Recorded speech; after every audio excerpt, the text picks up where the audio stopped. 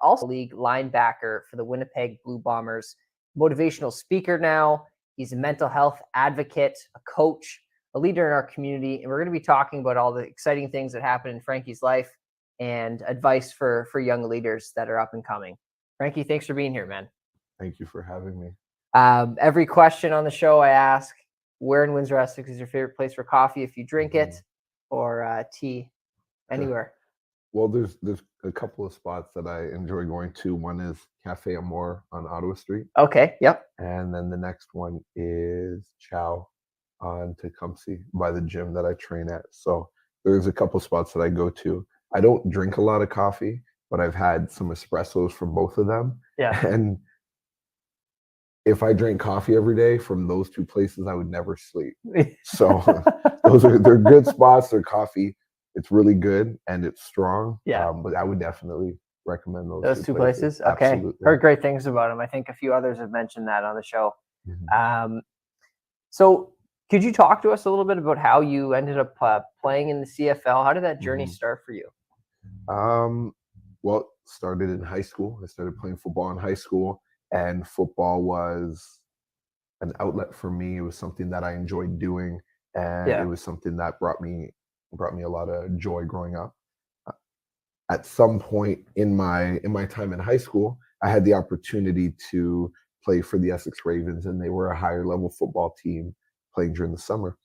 And I didn't really get much time spent playing with them. Yes. But with that exposure that I saw, I think it was, as I reflect on my life, something that I had in me. Once I got the exposure and once I saw what was required to play at a certain level or perform or whatever was required, I would prepare and play accordingly. And so I wasn't playing at first. I saw what needed to be done to play.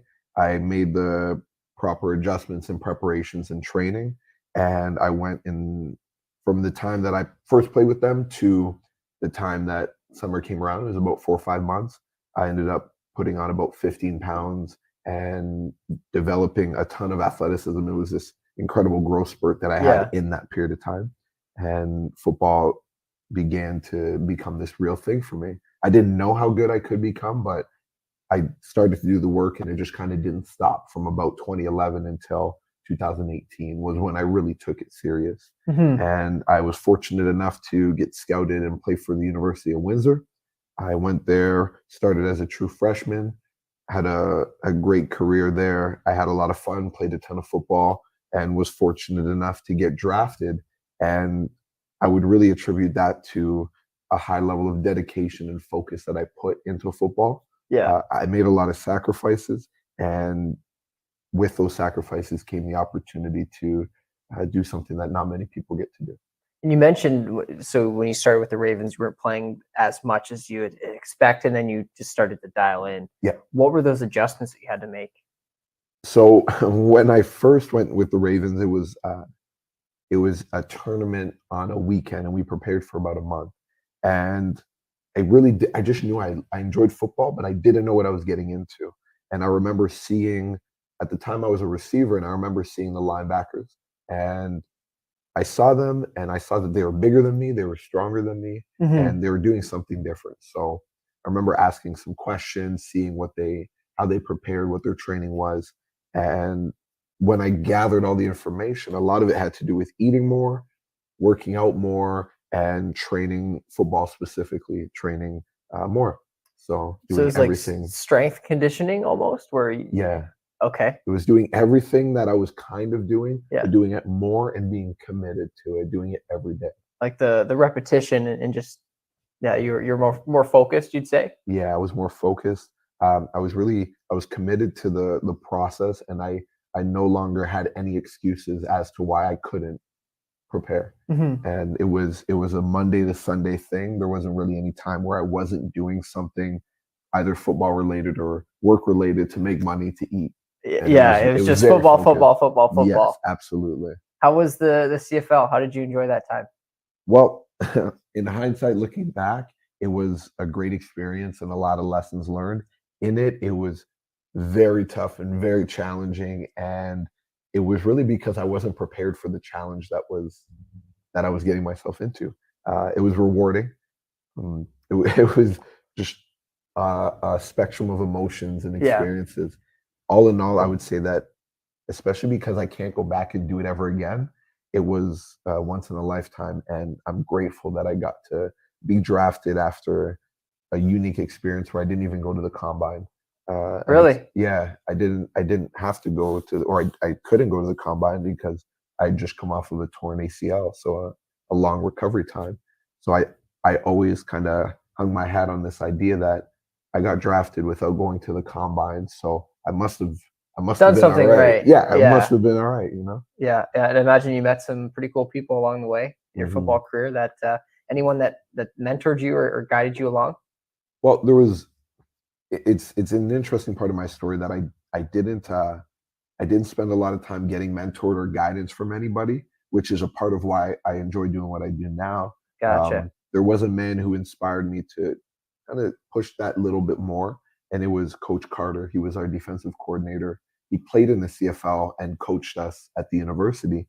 And I remember it wasn't really anything that he said to me directly, but it Hmm. was something that he said about an American player who came to our team, and we were in practice, and he was working really hard, and I thought I worked hard, Yeah. but he highlighted this American player saying, like, this kind of effort is what you really need to Yes. get to the next level. And of course I always absorb this kind of information. What does it take? And he highlighted this athlete, and what that did for me is it provided me some kind of insight into what it really took to get to the next level. So his experience in the CFL and what he shared with us inspired me to go that much further as I was going through college. Gotcha. Yeah. And now you're involved in a number of things. Mhm. You're an advocate for mental health. You're a coach, trainer. Yeah. You have a number of certifications. Tell us about what's happening now in your life. Yeah, yeah. So my mental health journey, the beginning of it was 2018 when football ended and life after football began. It was challenging because I went from having an idea of purpose or what I was supposed to be doing, which was football, and Hmm. then not having much of a clue what my purpose is or what I'm meant to be doing here. And both as a human being and as a man, I think we have this drive for purpose, something greater than self. Yeah. And once I lost that, it became challenging, and a lot of it was lost in this idea that I had only one thing to offer. So in that new journey of self-discovery, I've uncovered a lot of things that I enjoy doing as a child that bring me joy as an adult, as Hmm. well as things that allow me to uncover parts of myself that were really left hidden on the pursuit of becoming a professional athlete. And now, not only do I get to do something that I really enjoy, which is spend a lot of time in the gym. I Yeah. love working out. I did it for over a decade, but now I get to support other people transform physically and also mix in the mental transformation. A component that's not really talked about is that people come to work out, and they also come into the gym to learn to love themselves more, and the list goes on. Yeah. And then what I get to do with the kids is that not only do I get to help them prepare for football or whatever sport they're training for, but as young men, I get to guide them and be a mentor for them wherever they may go in their life, whether it be looking for a job or studying for school, looking to get a scholarship. And hopefully, should they Hmm. choose to receive it or use the support, hopefully support them on their journeys in life and be that kind of that guide and support that I really wish I had when I was growing up. That it wasn't that I didn't have those opportunities there, but there wasn't somebody that was kind of uh, somebody who stayed, who was present, and Yeah. who wasn't other places. Yeah. And yeah, so It's that's somebody that really there wasn't somebody that was there. And Frankie, what are we doing next? What's your next goal in life? How yeah, can I help you get there? You're missing that, and now you're able to provide that to others, so they don't have to go through that. exactly. Yeah. So it's obviously have a busy schedule. Hmm. Um, what I guess do you enjoy most about what you're doing? Is it seeing other people progress, take your advice, and move on to the next stage of their life? Is that the most fulfilling? Like seeing their satisfaction and the results that they bring? Hmm. Well, yeah, it's when it clicks. the light comes on, and it's for all my clients, for anybody that I get to work with. It's the little nugget that they take with them for the rest of their life. Recently, I had a client who, for a long time, she would say, "Oh, I haven't seen any progress." And then one day, out of the blue, I get a message saying, "Oh, my jeans fit better, and I love it." I'm like, "Yes, you did it." Yes. And I'm thinking, like, they probably fit great the whole time, but Yeah. now you can see it. Yes. And then I just got a message yesterday from one of the athletes I coached this summer, and he said, "Coach, I need to thank you because my coach said I was the most athletic offensive lineman on the whole team, and there's 15 of us, and I could have never said that last year." And you know, it's great to be involved in the life Yes. of other people and their wins. And so, I mean, this young man, he played football all summer, so I was only a piece of it. But it's nice to know that, you know, I leave little pieces of myself in other people, and they 100%. can take that and go wherever they need to go. And I'm just grateful to be involved. Yes, 100%. And I want to ask this question before I forget it. Life after a sport or something that is a huge piece of your life, Yeah. like for you, it was football. How do you find that? How do you go through that self-discovery phase that you talked about and finding your purpose after something that you've been so hyper focused on Yeah. is gone? Yeah. How do you do that? That's a great question. And you do it slowly. There's It's kind of like, I can only think of like a deck of cards, Yeah, and I got lucky and I flipped up the first couple cards and found football, but yeah, there's still about 48 other cards out there. And I mean, in this self-discovery journey, I've gotten into yoga, and I've gotten into like Reiki and spiritual stuff, and hmm I've gotten into neurolinguistic programming, and I'm studying for some coaching certifications, and kind You're of, trying like a little bit of everything. yeah, seeing kind of what lands. I had a podcast I was doing for a couple episodes, but it was this idea of trying new things, seeing what works. I had a Yes. business. Like, it's giving it a go, practicing a lot of forgiveness, because I think that in becoming a professional athlete, it's, you can't fail. You can't leave this line, or you're a failure. There's some kind of ingrained belief. So Yeah. I've had to practice trying new things, being a beginner, being new, maybe failing, and deciding, okay, this isn't for me, moving on. And it's really a slow journey. Okay. Yeah. So that, what would your advice be like to take it slow and like you said, like try everything out, right? Like don't say no to anything type of Yeah. thing. Well, so I'm 30. I tell my kids, I'm like, because sometimes they put me on a pedestal, and I'm like, listen, I'm a human. I'm 30, and under the expectations that I grew up with, at 30 years old, I should own a home, have a family, be in a full-time career, Yeah. and kind of be like hunkered down. And I'm not. And I love it because there's a sense of freedom that I have that I can explore. And so the advice I would give is, uh, what decide what you want, and decide some kind of outcome you want to create in your life, and be open to shifting it, be hmm open to trying new things and going on an adventure, explore, see what you enjoy, and be unapologetic about it. Because, no, I mean, I tell people that nobody puts food on my plate, and nobody pays my bills, and therefore nobody gets to say how I am going to live my life. Yeah. And I offer that to anybody who's listening, is that, you know, you really do get to choose how to live your life. And hmm it's, I'm not giving you permission, but I invite you to give yourself permission to live the life of your dreams. We all have grand aspirations, and they're very possible. I'm a believer, if you get given a big dream, it's not to just sleep on. It's something that can very much happen. So follow those dreams, try new hmm things, and enjoy it, because we only get one kick at the can. So Yeah. Well said. And mhm. another thing that you mentioned and it resonates is not feeding into the expectations of others, right? Like you talked about somebody, at your age having to be married, kids, whatever it is, right? Yeah, I No. mean, we could do what other people want, and then, oh, oh, Time that, for a workout. yeah, no kidding, Hey? something. That's for sure funny. Um, we could feed into the expectations of others, but then it's an interesting conversation because I was very successful in football, and maybe I was feeding into the expectations of others, and I got lost in it and it's like a long story to dive Mhm. into, but I've had conversations about, was I a football player because I truly loved it, or because it was an expectation of somebody else and I didn't have anything else? So this self-discovery journey is also uncovering the fact 100% of that, what you want. yeah, I love football and I'm grateful for the journey. Mhm. It is what it is. And there's also a component of, now I'm exploring what I want, and we should do that. It's Yes, important. I agree. I Yeah. agree.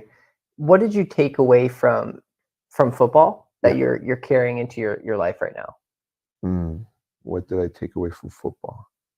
Like, is there any values or life lessons that you're bringing into, you as a coach now? Yeah. Are the things that you wish your coach a coach that you might have had could have provided you, and you're doing that Yeah. now? Like, there's got to be some Football. some similarities for sure. Yeah, football taught me a couple of things. One is resiliency. And so I had two major knee injuries, and even after them, I'm in better shape now than I was when I played. Yeah. I'm stronger. I have more endurance. I would never go back on the football field because that would just destroy me. But I'm very capable because I practiced and developed a high level of resilience from both injuries and training. There's a certain level that you have to train at to play. And then also there's a component of being a rookie, and the idea that I forget sometimes, because I got to such a high level, that Mhm. there's a rookie that starts out at anything. And Okay. this idea that I was a rookie at one point, and I forget that there was a point when I didn't have great footwork, and that I wasn't as athletic and I wasn't as strong. And so as I dive into these new adventures and I study other things and practice new uh, new routines, or whatever I'm getting into, I'm new. And sometimes I think our egos can get in the way of doing something new because we've risen to such a high level in whatever Yeah. other field. So I'm practicing, and I really hope people can learn to practice to just be new again, be a rookie, and no matter the age. I love that. Yeah. Yeah, you're so right. Like, you become an expert, and then you think that everything else that you take on, you should be an expert at. Hmm. But it's like being able to understand that you're starting from scratch, right? Like, when I started this job as a Yeah. mortgage agent, I had no idea about anything, right? You're starting from scratch. It's tough, right? Yeah. Like, it's a new experience, and you have to be, like you said, not let your ego get in the way. Hmm. 1,000%. Um, Now, just kind of my like a last question to really wrap things up is, um, as a coach and mental health advocate and a speaker, and among other things, what type of legacy do you want to leave? Mm. Yeah. I I think that I want to leave a legacy as a man who cared, Hmm. a man who was present. Um, I've I get to celebrate a lot of success in my life, but I also acknowledge that I've made mistakes, Hmm. and I want to leave a legacy of ownership and forgiveness and compassion. Again, from a man. I think a lot of the time, at least growing up, I saw a lot of men who maybe projected a lot of pain onto other people from their childhood and stuff.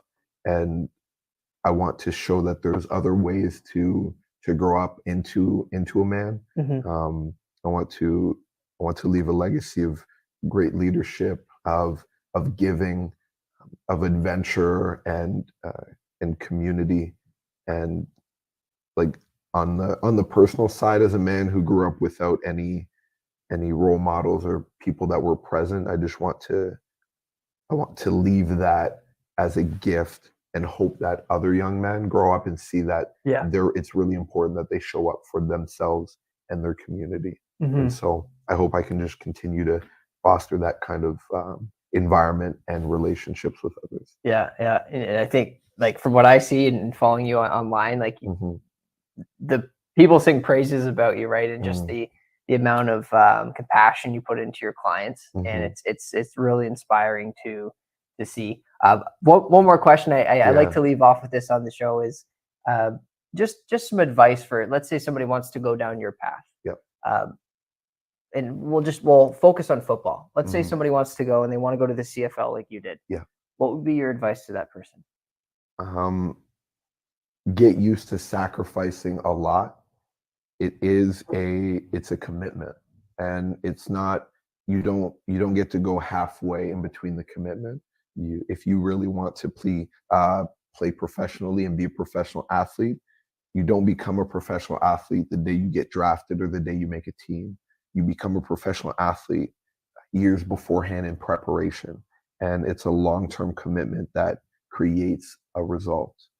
And so the higher level of commitment you have, the higher results you create. And then the second thing is that you don't get back as much as you put into it. So understanding that you will be asked a lot of you in your commitment to the sport, Mhm. and you will not even receive close to what you gave to it. Okay. It's a commitment that will take a lot from you. And I say that from my experience. I'm sure other men have different experiences of it, Mhm. but I do know that the level of commitment that you will need to make it to the CFL will ask a lot of you. And I tell all my kids that I coach, I Yeah. say, you want to go to the CFL? I'll tell you all about it and I'll push you, but you're gonna have to sacrifice a lot and Be ready for that. be ready for it. So it's a huge commitment. Yeah, definitely. It's not. I don't know too much about football. I mentioned this, but Yeah. I know that really any sport, and you want to make it to that expert level, requires a lot of sacrifice, like you talked about. Right? Yeah. It's it's not just mastering the skill and then making it there. It's everything else, the training, Yeah. the lifestyle, right? Like Yeah. To long be days, I to imagine. be to be an athlete, it's you're not only going to play a sport, you're talking about competing with a small percentage of the entire global the world population. This isn't just a local community sports team.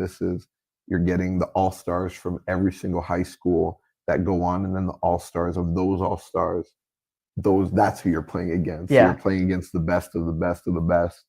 And then even then there's another level. There's a general population of the best once you make it to such a high level, and at that level there's the greatest of there. So there's levels of preparation that I haven't even seen yet, and I do my best to teach my athletes and my people a level of preparation to get somewhere where I got to, and then I let them know, listen, you're going to get to a point where I can't take you further, but you'll see it when you get there, so 100%, there's a lot 100%. of levels to it, a lot of layers. And to level up. Yeah, Hey, absolutely. Yeah. this was awesome, and I really appreciate your time. And to those watching, there's so much you can learn from Frankie, and Mhm. I invite you to continue to follow his journey. Is it frankierenaud.com, I believe? Yeah. Yeah. Can they get in touch with you and reach out if they have any questions or want to talk about Yeah. life and sports? Yeah. I mean, I think now I really enjoy devoting my life to just being of support to others. And with my experience and my background, I get to support others whatever direction they're looking for. Mhm. I've been called to speak in small settings and train athletes and adults and just be a good support. And I think everybody needs that. So 100%. that's the angle I've taken. And if you're looking for that or want to talk and just have a conversation about life and mental health or anything in general, it's an open door. Phone's always available, and I look forward to connecting. Awesome. Yeah. Awesome. Reach out. A great person to be connected with. And if you have any questions, reach out to Frankie. You can watch the full episode on coffeewithcrainer.com.